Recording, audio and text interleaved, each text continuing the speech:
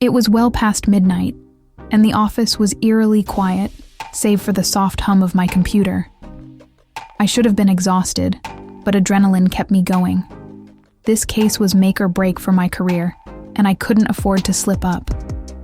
That's when I heard footsteps approaching my door. James stood in the doorway, his tall frame silhouetted against the hallway light. Even after a long day, he looked impeccable in his tailored suit, though his tie was loosened and his sleeves rolled up, revealing strong forearms. "Still here, Clara?" he asked, his voice deep and smooth, cutting through the silence like a blade. I nodded, forcing my eyes back to the documents sprawled across my desk. "Yeah, just wrapping up some research for the Peterson case." He stepped inside, closing the door behind him with a soft click that made my pulse jump. "Mind if I take a look?" "Of course not," I said, sliding the papers toward him. As he leaned over my desk, I caught a hint of his cologne, something woody, masculine, intoxicating. My heart stuttered, and I silently cursed myself. "He's your boss, Clara. Married, off limits." James scanned the pages, his brow creasing, in that way that always made him look both brilliant and burdened. "This is solid work," he said after a moment, his tone warm. "But I think we need a different angle. Let's talk it through." For the next hour, we dissected the case. Legal strategies, precedents, loopholes. It was thrilling, working so closely with him. James wasn't just a senior partner at Harrison & Associates. He was a legend in the legal world, and I'd idolized him since law school. But tonight, as the clock ticked past 1 a.m., I noticed something off. His usual sharp focus wavered. His hand lingered on a page a second too long. "Everything okay?" I asked, my voice softer than I intended. He sighed, running a hand through his dark hair, mussing it just enough to make him look human instead of untouchable. "It's a lot right now, not just work." I hesitated. I should have let it drop, but something in his eyes, tired, unguarded, pulled me in. "If you need to talk, I'm here." He looked at me then, really looked at me, and my stomach flipped. For a heartbeat, I thought he'd brush it off. But then he sank into the chair across from me, his posture slumping. "Clara, can I confide in you? It's personal." My breath caught. "Sure," I managed, though my mind screamed, "Danger! My marriage." He paused, his jaw tightening. "It's falling apart. Lisa and I, we're barely speaking. When we do, it's just fights. I don't even know who we are anymore." I stared at him, stunned. James had always seemed invincible. Perfect career, perfect family. 2 kids, a gorgeous wife who showed up at firm events with a smile that could light up a room. "I'm so sorry," I said quietly. "That sounds heavy." "It is." His voice cracked, just a little. "I feel like I'm failing. At home. Here. Everywhere." "You're not failing," I said, leaning forward before I could stop myself. "You're incredible at what you do. Everyone sees it. And your personal life? Maybe it's just a rough patch." He shook his head, a bitter smile tugging at his lips. "Lisa won't even try counseling. She says it's over." I didn't know how to respond. Part of me ached to reach out, to rest my hand on his, to erase that hollow look in his eyes. But I stayed still, gripping my pen like a lifeline. "If there's anything I can do, even just listen. I'm here." He met my gaze, and something shifted. "Thanks, Clara. That means more than you know." Our eyes held, and for a fleeting moment, the air thickened. It wasn't just gratitude I saw in him. It was something raw, unguarded, mirroring the tangle of feelings I'd been shoving down all night. My chest tightened. This is wrong. Stop. Then, just as suddenly, he stood, breaking the spell. I shouldn't have dumped this on you. It's late. Go home, get some rest. It's fine, I said, standing too, my legs shaky. I'm glad you told me. He nodded, but his walls were back up. Good night, Clara. Good night, James. I grabbed my laptop and coat, my mind spinning as I headed out. The firm's sleek, modern office stretched around me. Glass walls, polished floors, a skyline glittering through the 15th floor windows. Normally, I loved the quiet of these late nights, the hum of fluorescent lights and the faint smell of stale coffee grounding me. But now, it all felt charged. Passing his office, I glanced inside. The door was ajar, and there he was, head in his hands, staring at his phone like it held a death sentence.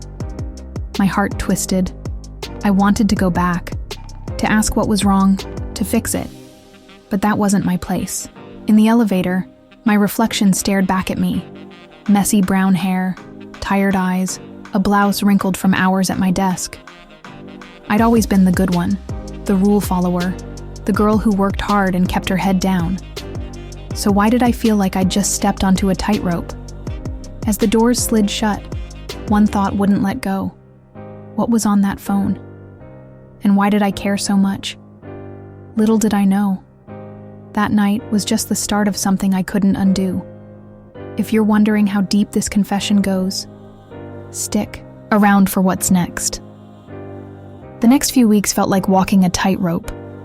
James and I were inseparable at work, but every moment together was laced with something unspoken. We threw ourselves into the Peterson case, spending late nights poring over depositions and contracts. Our knees brushed under the conference table, our fingers grazed as we passed files back and forth.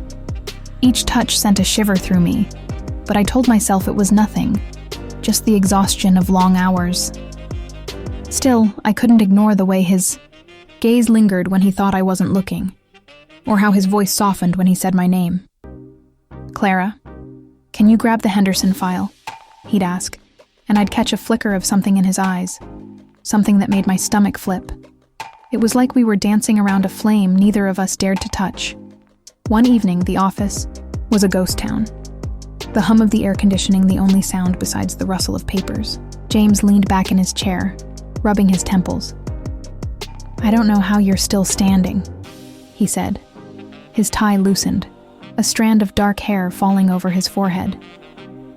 You've been here as long as I have. I smiled, trying to keep it light. Coffee and sheer willpower. He chuckled, but it didn't reach his eyes. You're incredible, you know that? My heart stuttered. Just doing my job. No, he said, his voice dropping to a murmur. It's more than that. You're different. You make this place bearable. I swallowed, my mouth dry. James, Before I could finish, he stood and crossed the room, stopping so close I could smell his cologne, cedar, and something faintly spicy. I need to tell you something, he said, his breath warm against my skin. What is it? I whispered, looking up at him. His eyes were dark, intense, pulling me in. He hesitated, then took my hand, his thumb tracing slow circles on my palm. Lisa and I were separated. It's been over for a while, but we're keeping it quiet for the kids. My mind reeled. Separated? That changed everything. Or did it? I didn't know, I said, my voice barely audible. I didn't want to burden you, he replied, his gaze locked on mine. But I can't pretend anymore. I feel something for you, Clara. Something I haven't felt in years. His words hung between us, heavy with possibility. I wanted to lean into him, to let myself fall, but fear anchored me. James, you're still married, and I'm your employee. This could ruin everything. I know, he said, his voice rough with longing. But I can't stop thinking about you. Before I could respond, his phone buzzed on the desk, the screen lighting up with Lisa. The spell shattered. He glanced at it, his jaw tightening. It's her. The air grew, heavy as he stepped back and answered, "What's wrong?" His tone was curt, guarded. I couldn't hear her words, just the faint murmur of her voice through the speaker. James's face hardened. "I'll be home soon. Just give me an hour." He hung up, exhaling sharply. She's upset. The kids are acting out, and she thinks it's because I'm never there. Guilt washed over me, cold and suffocating. "Maybe you should go." He nodded, but his eyes lingered on me, conflicted. "Clara, Go," I said, forcing a smile. "We'll talk later." He grabbed his coat and left, the door clicking shut behind him. I sank into my chair, my mind a tangle of emotions. Separated or not, he was still tied to Lisa, to his family. I couldn't be the reason they fell apart, but keeping my distance proved impossible. Over the next few days, James started texting me outside of work. At first, it was case-related. "Did you see the new evidence in Peterson?" But soon it turned personal. "Thinking about our conversation. Wish I could stay longer tonight." Each message sent a thrill through me, chased by a wave of guilt that I shoved down deeper every time. One night, as I was leaving the office, I ran into Sarah, another associate. She eyed me with a look I couldn't quite place. "Burning the midnight oil again, Clara." "Just wrapping up," I said, aiming for casual. She stepped closer, her voice low. "Be careful with James. I saw you two the other night. He's charming, but he's married. You don't want to get caught in that mess." I stiffened, heat creeping up my neck. "There's nothing going on." Sarah's smile was thin, skeptical. "Maybe not yet, but I've seen the way he looks at you, and the way you look at him. Just watch yourself." Her words stuck with me, gnawing at my resolve as I drove home. Was it that obvious? Did everyone see what I was trying so hard to hide? The next day, James called me into his office. "Clara, I need your help with something delicate." I raised an eyebrow. "What is it?" He handed me a folder, his fingers brushing mine. "It's a personal matter. Lisa and I are finalizing the separation agreement, but she's contesting some terms. I need a second pair of eyes. Someone I trust." My stomach twisted. "You want me to look at your separation papers?" "I know it's a lot to ask," he said, his voice pleading. "But you're the only one I can turn to." I hesitated, then nodded. "Okay, I'll do it." As I flipped through the documents, I felt a pang of sadness. This was real. His marriage was ending.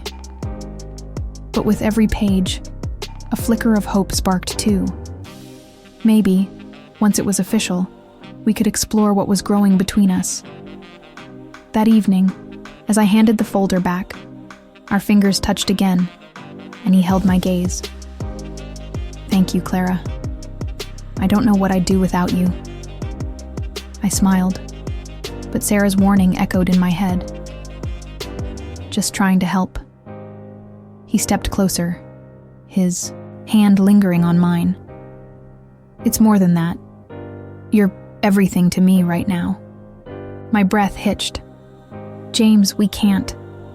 "I know," he whispered, but he didn't pull away. Instead, he leaned in, his lips hovering just above mine. I could feel the heat of him, the pull of something inevitable. For a heartbeat, the world stopped. Then his phone rang again. Lisa, flashing on the screen. He cursed under his breath and answered. "Lisa, I'm still at work. Can this wait? I stepped back, my heart pounding. What were we doing? This was reckless, dangerous. After he hung up, he turned to me, his expression torn. Clara, I'm sorry. I don't know how to navigate this. Maybe we need space, I said, my voice trembling. To figure things out. He nodded, but his eyes were filled with regret. Maybe you're right. I left his office, my chest tight. I wanted him, more than I'd ever wanted anyone. But the cost was too high. I couldn't be the other woman. That night, as I lay in bed staring at the ceiling, my phone lit up with a text from James. I can't stop thinking about you. Please, don't pull away. I stared at the words, my finger hovering over the reply button. Every instinct screamed to respond, to tell him I felt the same. But I couldn't. Not yet. Then, another text. Meet me tomorrow after work. We need to talk. My resolve crumbled. Okay, I typed back, my hands shaking. As I set my phone down, a rush of adrenaline mixed with dread flooded me. I knew I was stepping over a line I couldn't uncross. But I didn't care anymore. Whatever happened, next, I was ready to face it. Or so I told myself. The next evening I met James at a small, dimly lit bar a few blocks from the office.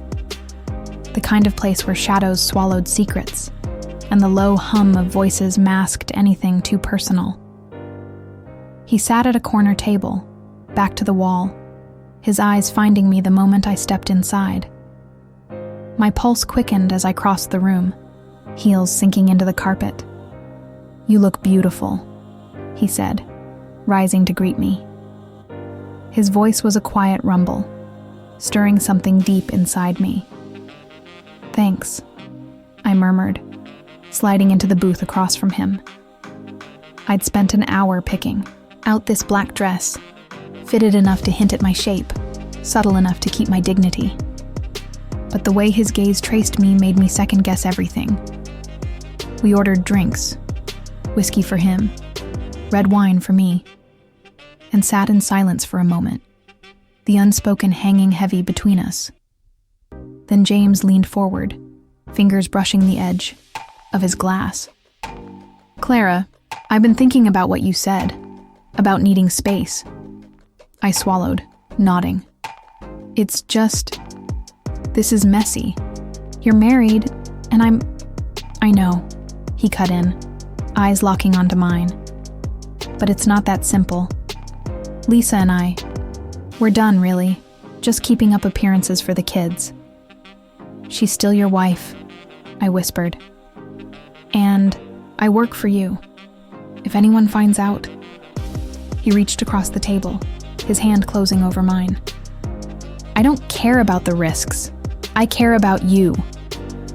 His touch sparked through me, warm and undeniable. I didn't pull back. James, this feels wrong. Does it?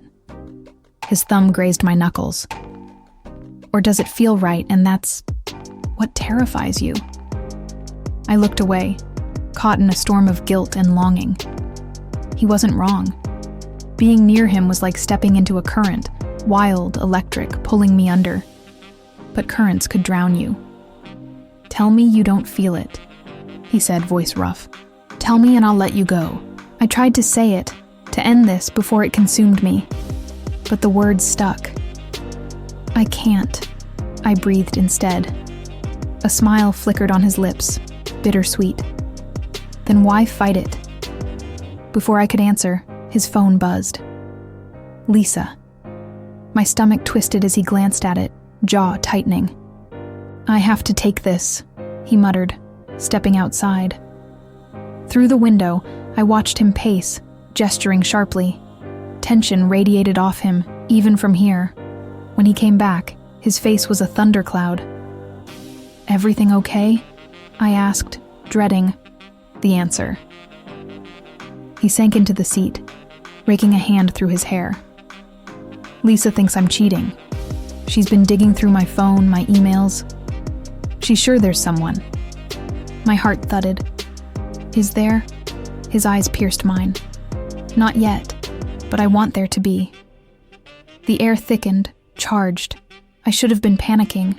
Lisa's suspicions were a loaded gun. But all I could feel was him, inches away, daring me to close the gap. James, maybe we should... No, he said, firm. I'm done pretending. I want you, Clara. I need you. His words lit me up, burning through my doubts. I stood, grabbing my coat. Let's go. We left the bar, the night air sharp against my heated skin. In the alley behind the building, his car waited, a dark silhouette. Inside, he turned to me, eyes smoldering. Clara, he murmured, reaching out. I met him halfway, our lips colliding in a kiss that was all fire and need. His hands slid into my hair, pulling me closer, and I dissolved into him, the world shrinking, to this moment. It was everything I dreamed, raw, consuming, reckless. Then reality hit. I broke away, breathless. Wait, not here. He nodded, chest heaving. You're right, somewhere private. We drove in silence, tension coiling, tighter with every mile. My mind screamed warnings. What are you doing? This is madness. But my body thrummed, alive.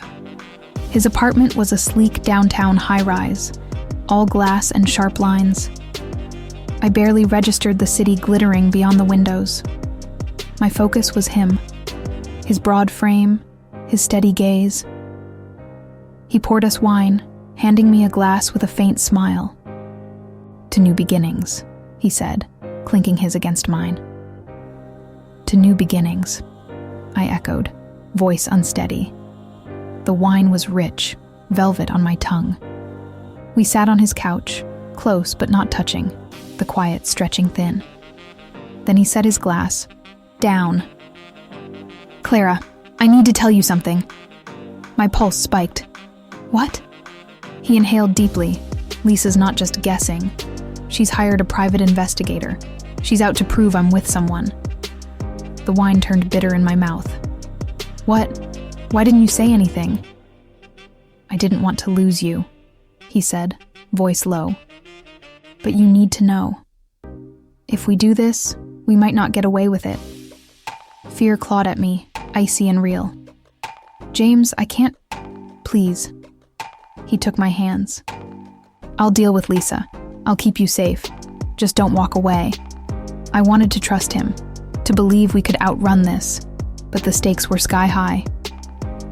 His phone rang again. He cursed, glancing at it. Her, again. Don't, I said, but he was already up.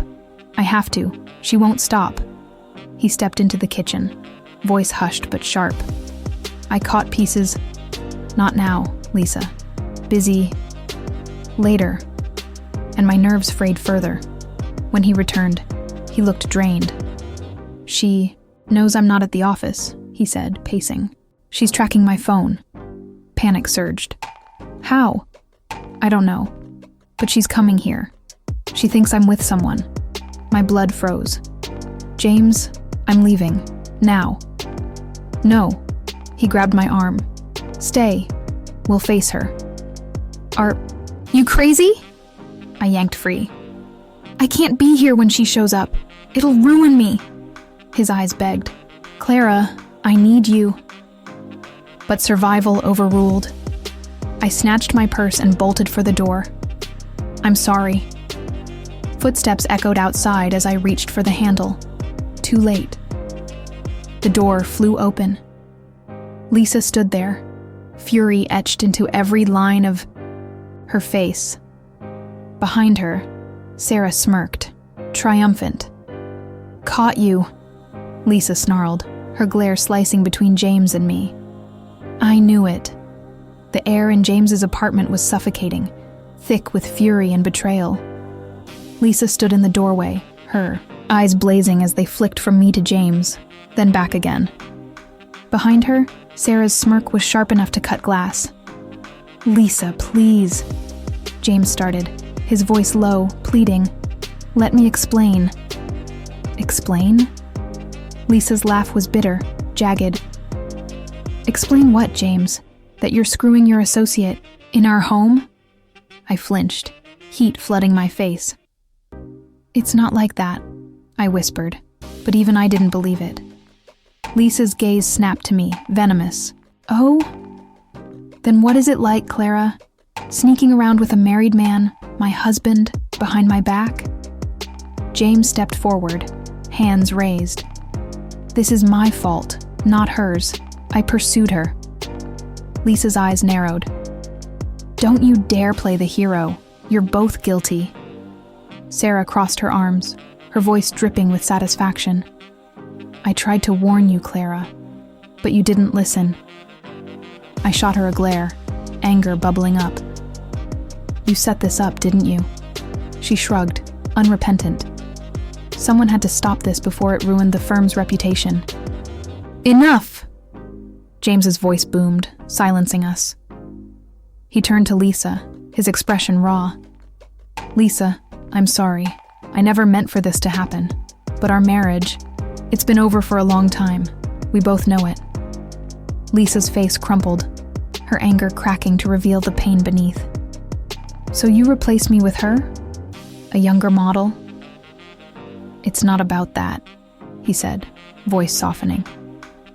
"Clara, she makes me feel alive again, like I'm not just going through the motions." I winced. His words were a knife, twisting in Lisa's heart. And mine. "James, don't." But Lisa cut me off, her voice trembling. "Do you love her?" The question hung in the air. A grenade, with the pin pulled. James's eyes met mine, and for a moment the world tilted. Then he looked back at Lisa. I don't know, but I care about her, deeply." Lisa's breath hitched, a sob escaping her. "After everything we've built, you throw it away for a fling?" "It's not a fling," he insisted. "I want a divorce, Lisa. I should have said it months ago." She staggered back as if struck. "You coward. You couldn't even tell me to my face." James reached for her, but she recoiled. "Don't touch me," she hissed. "You'll hear from my lawyer." With that, she stormed out, the door slamming behind her. Sarah lingered, her smirk fading into something colder. "You've made a mess, Clara. Good luck cleaning it up." Then she followed Lisa, leaving James and me in shattered silence. I sank onto the couch, my legs giving out. What have we done? James knelt before me, taking my hands. "Clara, I meant what I said. I want to be with you. Now we can..." "No." I pulled away, standing abruptly. This isn't how it's supposed to be. Lisa's devastated, and I'm the villain in her story. "You're not," he insisted, rising to meet me. "We fell in love. It happens." "Love?" I laughed hollow. "Is that what this is? Sneaking around, lying, hurting people?" His jaw tightened. "It's complicated, but yes, I love you, Clara." The words should have thrilled me, but they felt like a trap. "You don't even know me, James. Not really. You know the version of me that idolizes you, that works late to impress you. But that's not all I am." He frowned, confusion clouding his eyes. "What are you saying?" I took a deep breath, the truth spilling out. "I'm saying this was a mistake. I let myself get swept up in the fantasy. You, the brilliant lawyer, the forbidden allure. But it's not real. It's not worth destroying lives over." James's face fell, hurt flashing across his features. "So you're walking away?" "I have to," I said, my voice breaking. "For Lisa, for your kids, for myself. I can't be the reason your family falls apart." He reached for me again, but I stepped back. "Clara, please. We can make this work." "No, we can't." Tears stung my eyes. "I'm resigning from the firm. I'll find another job. Start over, somewhere else." His shoulders slumped, defeat settling in. "If that's what you want." "It is," I lied, because the truth was too painful. I wanted him, but not like this. I grabbed my coat and walked out, the city lights blurring through my tears. In the elevator, I leaned against the wall, replaying everything. Lisa's fury, Sarah's betrayal, James's confession. It all felt like a bad dream, one I couldn't wake from. The next day, I handed in my resignation. The partners were shocked, but I kept my reasons vague. Sarah watched me pack my desk, her expression unreadable. "You're really leaving?" "Yes," I said, zipping my bag. "It's for the best." She nodded slowly. "Maybe you're smarter than I thought." I didn't reply. Just walked out of the office for the last time. The skyline glittered beyond the windows, indifferent to my heartbreak. Months later, I sat in a new office, smaller but brighter, at a firm across town. The work was steady, my colleagues kind. But late at night, when the building emptied, I'd remember James's touch, his voice, the way he'd looked at me like I was his salvation. I heard through the grapevine that he and Lisa were divorcing, that he'd taken a leave of absence. Part of me wondered if he'd try to find me, but he never did. Maybe he realized, like I had, that some lines shouldn't be crossed. Looking back, I don't regret leaving. I regret the hurt I caused, the trust I broke. But I also learned something about myself, that I'm stronger than I thought, that I can walk away from what's wrong, even when it feels right. If you're reading this, maybe you've been in my shoes, tempted by the forbidden, caught in a web of desire and duty. I won't judge you, but I will say this. Sometimes, the hardest choice is the only one worth making.